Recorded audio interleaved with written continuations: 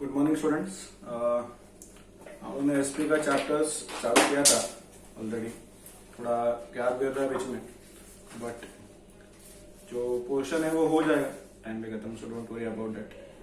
I think we have started with chapter जिसमें formation of company हमने चालू किया था ऑलरेडी, एंड बहुत ही छोटा पार्ट बाकी है, ज्यादा बड़ा पार्ट बाकी है नहीं अभी। सो ठीक है, हम लोगों ने उस दिन क्या क्या किया था, इनकॉर्पोरेशन ऑफ कंपनीज में जो भी डॉक्यूमेंट प्रिपरेशन थे, कंसेंट ऑफ डायरेक्टर्स होगा या फिर डीआई नंबर होगा, सीआरसी नंबर होगा, वो सब उन्होंने किया था। Stamping of memorandum and articles of association, वो सब किया था। सो अभी आएंगे हम लोग सिंप्लीफाइड प्रोफोमा, सॉरी वो भी हमने डन किया था। आपके पास टेक्स्ट बुक में उसका डिटेल्स है। बहुत ही छोटा पड़ा बाकी, एकदम कुछ टाइम लगने वाला है करने में।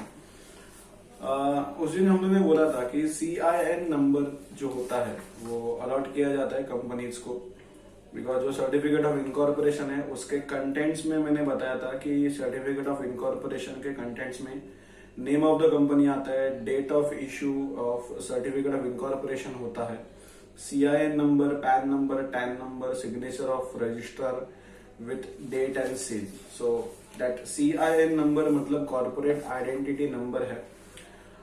जब भी सर्टिफिकेट ऑफ इनकॉर्पोरेशन इश्यू होता है, the time at which the time when certificate of incorporation is issued, ROC also allots CIN number. ROC क्या करता है, CIN नंबर इश्यू अलॉट करता है कंपनीज को, which is known as corporate identity number. CIN number ये 21 digits का alphanumeric code है, and it is to be quoted in every form and corresponds that company uses. So ये जो CIN number है इसका एक specific coding होता है, और आपको चेक करना है कि कंपनी CIN नंबर को यूज करे। बिकॉज मैंने जैसे बोला था कि ROC इसको इशू करता है, और ये जो है ये नंबर इंडिकेट क्या करता है कि कंपनी लिस्टेड है या लिस्टेड नहीं है। वो आपको बोलता है कंपनी लिस्टेड है या कंपनी लिस्टेड नहीं है। अगेन इंडस्ट्री कोड होता है, स्टेट ऑफ लोकेशन आपको मालूम पड़ेगा, ईयर ऑफ इनकॉर्पोरेशन उससे मालूम पड़ेगा, ओनरशिप का टाइप कौन सा है, रजिस्ट्रेशन नंबर है, एटसेट्रा एटसेट्रा, उसमें से आपको मालूम पड़ता है। एग्जाम्पल लिया जाएगा तो एयर इंडिया लिमिटेड जो है, we know that Air India, उसका CIN नंबर जो है, अगर आप वो नंबर देखोगे तो U621000DL 1992GOI 048581।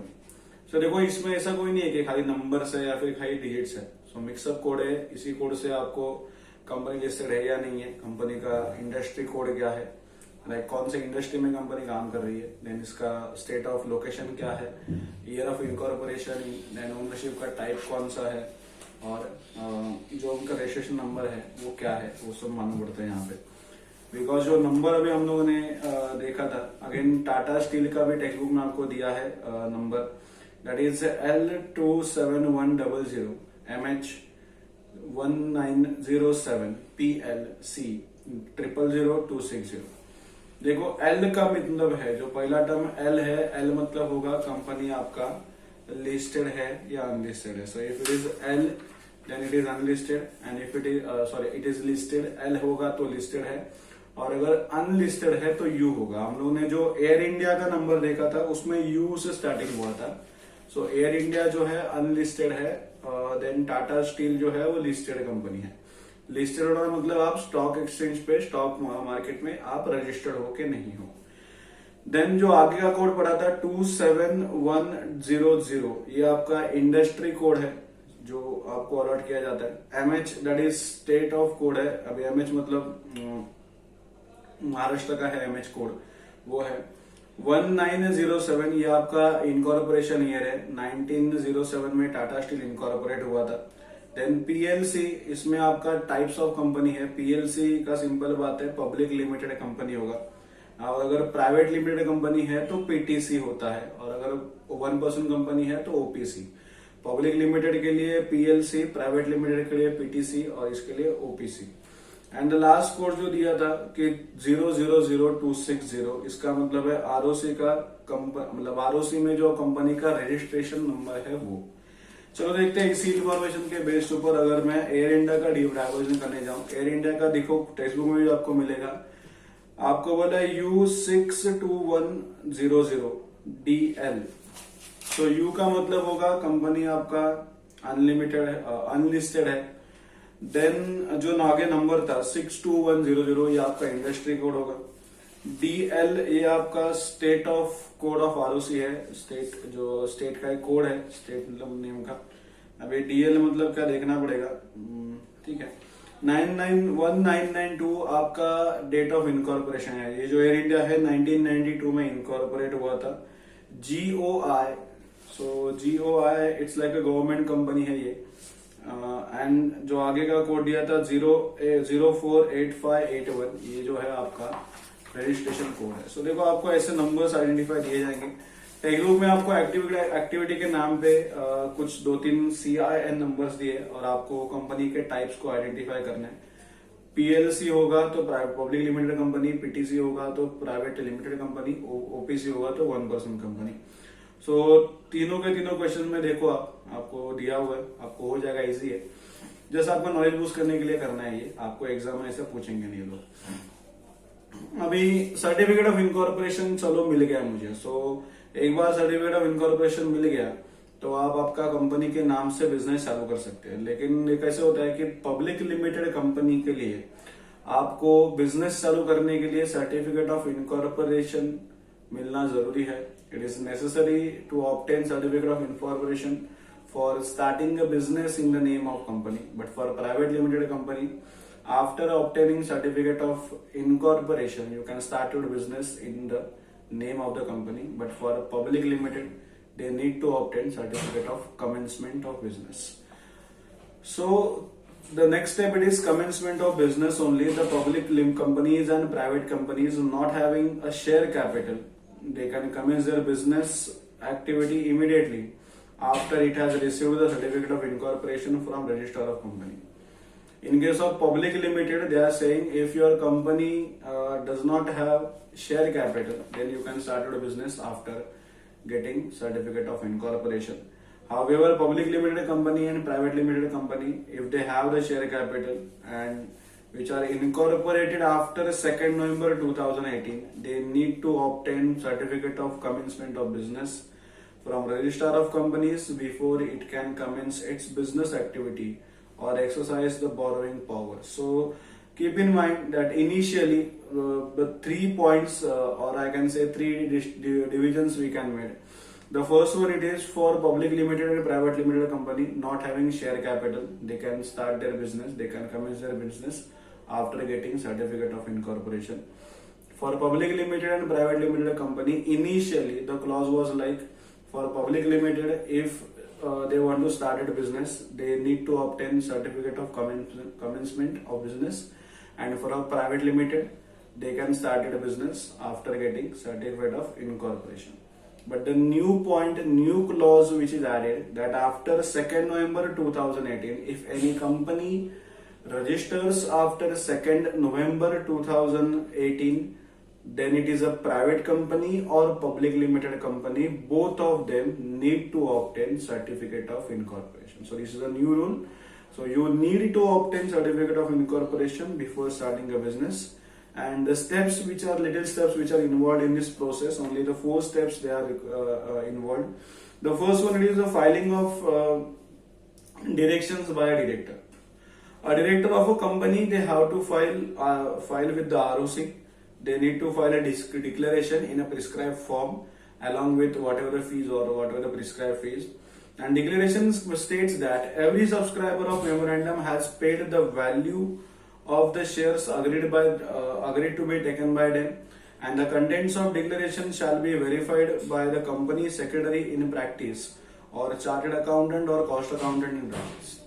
So whatever they are saying, the directors of the company, they need to file a declaration stating that all the necessary fees or they are paid by those subscriber or the shareholders, and this has to be certified by CS or CA or cost accountant. So देखो easy बात है, आप company आपको incorporation मिल गया तो भाई आपको क्या करना है, यहाँ पे डिक्लेरेशन फाइल करना है जिसमें आपको फीस पे करना पड़ेगा और आपको डिक्लेयर करना पड़ेगा कि जो भी सब्सक्राइबर्स है मेमोरेंडम के, उन्होंने जो प्रिस्क्राइब फीस है उनका पेमेंट कर चुके हैं, एंड जो भी डिक्लेरेशन का कंटेंट होगा वो वेरीफाई किया जाएगा कंपनी सेक्रेटरी जो प्रैक्टिस में है, या फिर कोई सीए या फिर कोई कॉस्ट अकाउंटेंट जो प्रैक्टिस कर रहे हैं।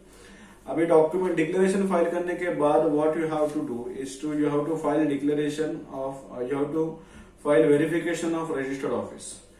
कंपनी को अपना जो रजिस्टर्ड ऑफिस है उसका भी वेरिफिकेशन फाइल करना पड़ता है आरओसी के साथ। Company has to file verification of its registered office with ROC so that it ये वेरीफाई हो जाएगा कि भाई आपका ऑफिस जो है आपने जो प्लेसेस बताया है वहां पे एग्जिस्ट कर रहा है, उसमें कोई फेक एड्रेस या फिर फेक डॉक्यूमेंट्स अटैच किए गए नहीं है। देन ऑब्टेन लाइसेंस और approval from the sectoral regulator. So certain companies who proposed to conduct banking business, insurance business or proposed to be listed on a stock exchange required registration from sectoral regulators like Reserve Bank of India, Security and Exchange Board of India, and such company must submit to ROC the proper approval obtained from such a sectoral regulator. So जो भी sectoral regulators है, अगर आपको banking business करना है तो आपको RBI से परमिशन लेना पड़ेगा। अगर आपको आपकी कंपनी लिस्ट करनी है शेयर मार्केट पे तो आपको सेबी का परमिशन लेना पड़ेगा। ये जो है ये है सेक्टोरल रेगुलेटर्स। सो आपको इनसे परमिशन लेना जरूरी है, इनसे लाइसेंस लेना जरूरी है। और अगर आप after obtaining that proper approval आपको जो है वो क्या करना पड़ता है, वो सबमिट करना पड़ता है आरओसी के पास कि look we have obtained, we have gain the license and now we can start out the company. So please complete the following procedure or whatever the procedure which is pending.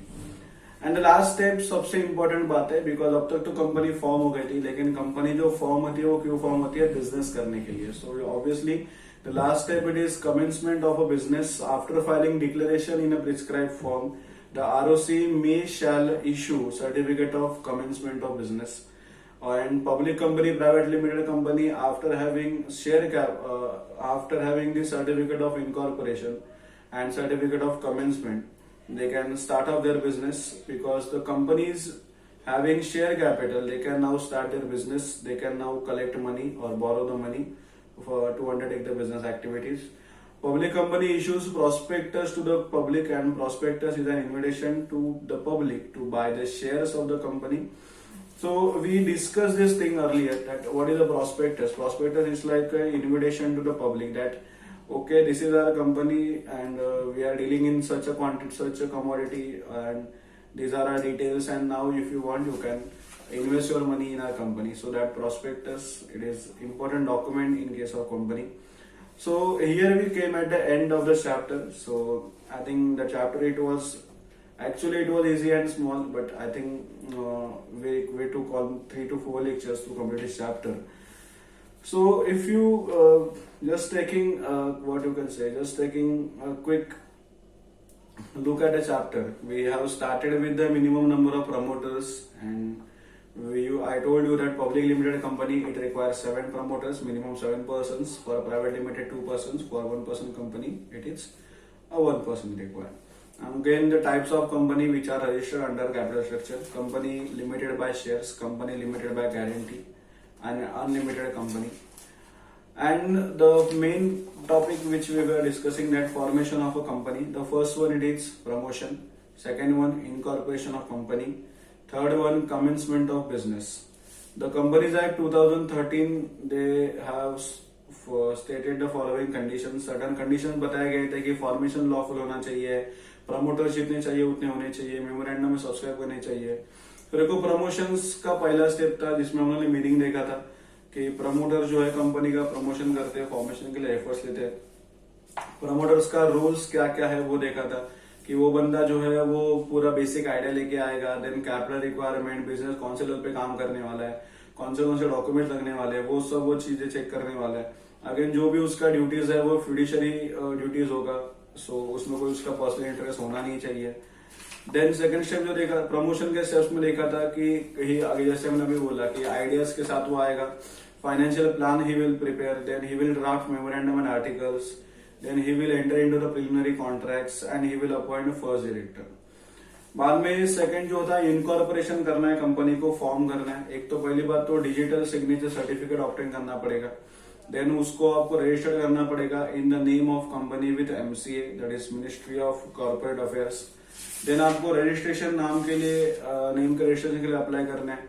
Then memorandum of association, articles of association को finalise करना है, stamping करना है, signing करना है, dating करना है memorandum of association and articles of association का।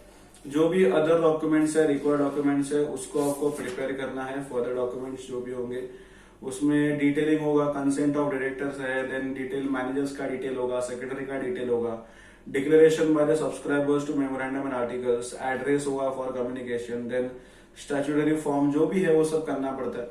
देन आपको बोला था कि लाइक स्टैट्यूटरी डिक्लेरेशन दे दो, एप्लीकेशन फाइल कर दो फॉर इनकॉर्पोरेशन ऑफ कंपनी, और at the end of the day आपको सर्टिफिकेट ऑफ इनकॉर्पोरेशन मिल जाता है। लेकिन सर्टिफिकेट ऑफ इनकॉर्पोरेशन मिलने से काम होता नहीं है। एक तो आपको अगेन सर्टिफिकेट ऑफ इनकॉर्पोरेशन मिलने के बाद आपको CIN नंबर अलॉट किया जाएगा, corporate identity number, and last step होगा आपको कमेंसमेंट करना है बिजनेस का। उसके लिए आपको certificate of commencement of business की रिक्वायरमेंट होती है। एंड ये जो सर्टिफिकेट है ये अभी कंपल्सरी किया गया है पब्लिक लिमिटेड, प्राइवेट लिमिटेड दोनों के लिए। सो इसमें आपको डिक्लेरेशन फाइल करना पड़ेगा बाय डायरेक्टर्स, देन आपको वेरिफिकेशन करना पड़ेगा रजिस्टर ऑफिस का, लाइसेंस ऑब्टेन करना पड़ेगा सेक्टोरल अथॉरिटीज से, रेगुलेटर्स से, like if you are dealing in a banking business और if you are dealing on a stock exchange, तो आपको RBI होगा, SEBI होगा, उनसे लाइसेंस लेना पड़ता है। At the end of the day जो भी होगा आप आपका बिजनेस जो है वो स्टार्ट कर सकते हैं। So this was a small lab, ये है whatever. If you are talking about homework, देखो आपको ज्यादा कुछ करना है नहीं, मतलब लॉजिकली क्वेश्चन ज्यादा है, लेकिन आपको क्या करना है यहाँ पे जितने भी MCQs है, मतलब क्वेश्चन नंबर 1 में आपको A B C D E F G और H तलक, आई थिंक सो आगे भी होगा, हाँ I है और J है। सो A से लेके J तलक जितने भी MCQs है वो आपको पूरे सॉल्व करने हैं। सो ठीक से ध्यान दो, ठीक से सुनो।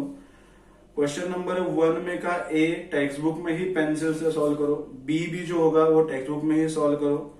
C के लिए आपको क्या करना है, C के लिए क्वेश्चन में टेक्स्ट बुक में आप लिखोगे, आपको क्या करना है स्टेटमेंट को लिखना है वापस, और आपके उसके सामने जो भी है उसका फ्रेज लिखना है, ठीक है। या फिर एक काम करो डायरेक्टली भी फ्रेज लिख दो चलेगा, क्वेश्चन नंबर मेंशन करो, फिलहाल एग्जाम में आपको पूरा टर्म लिखना है, सो खाली फ्रेज। क्वेश्चन नंबर C जो है आपको नोटबुक में लिखना है। Question number D text book में ही सॉल्व कर सकते हैं आप, ट्रू फॉल्स करना है वहां पर ही साइन कर दो। देन ऑड मैन आउट के लिए यही टेक्स्ट बुक में ही कर दो, अंडरलाइन कर लो जो भी ऑड नंबर होगा। अभी देखो ना आपको फाइंड आउट ऑड वन में देखो CIN number, DIN number, PAN number, अभी इसमें जो ऑड लग रहा है उसको अंडरलाइन करना। देन कंप्लीट अ सेंटेंस, इसमें भी ये भी टेक्स्ट बुक में ही कर सकते हैं, ब्लैंक जगह छोड़ा हुआ है वहां पे आप जो भी है नंबर डाल दो, जो भी लेटर डाल दो। G के लिए G के लिए नोटबुक लेना है और H के लिए भी नोटबुक में लेना है। दोनों में आपको क्या करना है, ब्रैकेट्स फिलअप करने हैं। H में आपको 1 सेंटेंस है, I भी टेक्स्ट बुक में ही सॉल्व करना है, और J को ठीक है, J को आप टेक्स्ट बुक में ही सॉल्व कर लो। लाइक आपको नंबरिंग कर दो, जो भी आपको लग रहा है पहला स्टेप है उसको वैसे सबसे 1 2 3 करके नंबरिंग कर दो यहाँ पे। सो देखो आपको नोटबुक में क्या क्या लिखना है, नोटबुक में लिखना है question number C, question number G और क्वेश्चन नंबर H, ये आपको नोटबुक में सॉल्व करना है, बाकी सारे के सारे आप टेक्स्ट बुक में ही सॉल्व करोगे। सो देखो इजी है, आगे कुछ लग रहा है मैं पहले इतना कर लो, आगे का काम जो है आपको मैं बताते रहूंगा। जो भी है आपका स्टडी चालू रखो। एग्जाम्स का क्या होगा गवर्नमेंट हमें बता ही जा रहा है, जैसे ही कोई GR निकलेगा हमको मालूम पड़ेगा कि क्या स्टेटस होगा एग्जामिनेशंस का क्या, लेकिन स्टडीज को चालू रखना है बिकॉज अगला ईयर आपका जो है बहुत इंपॉर्टेंट ईयर है। एंड आपको तभी थोड़ा स्टडीज का प्रैक्टिस होगा तो हेल्पफुल हो जाएगा, बिकॉज 1 साल में बच्चों का जो प्रैक्टिस है लर्निंग का वो प्रैक्टिस जा चुका है, एंड ऑलरेडी उसके एडवर्स इम्पैक्ट दिख रहे हैं, हम लोग देख रहे हैं यहाँ पे क्या प्रॉब्लम हो रहा है बच्चों का लर्निंग प्रोसेस के लिए। सो आई विल सजेस्ट रीडिंग चालू रखो, सो दैट आपका ही टच रहेगा। अगला साल कंपलसरी है, नेक्स्ट ईयर होपफुली ये कोरोना निकल जाएगा। सो मैं ये नहीं बोल रहा हूँ कि एग्जाम होने के लिए निकलना चाहिए, लेकिन जाना चाहिए कोरोना। सो आपका एग्जाम भी मोस्टली अगले साल प्रॉपर ही होगा, 12th है आपका, सो तभी आपको लर्निंग करना ही है। सो बेटर अभी से स्टडी चालू कर दो, जो मतलब 12th का नहीं बोल रहा हूँ, नॉर्मल अपना प्रैक्टिस रखो, टच में रहो स्टडीज के। एंड अगर कुछ भी डाउट आ रहा है, कोई कंसेप्ट नहीं समझ में आ रही है, कुछ दिक्कत आ रही है, तो हम लोग है अगर जो बच्चे जो लोग ने क्लासेस नहीं लगाया है उनको चाहिए कि सर हम लोग को ऑनलाइन एक्सप्लेन करते रहो, तो आप मुझे कमेंट सेक्शन में बोल देना, हम लोग वो हिसाब से वो टॉपिक पे जो है वीडियो बना के भेज देंगे आपको, ठीक है। सो मिलते हैं अगले लेक्चर्स में। फिलहाल चैप्टर 3 खत्म हो चुका है हम लोग का, अगले लेक्चर में क्या होगा बताऊंगा। तब तक खुद का केयर लो and take care of your family. So bye bye.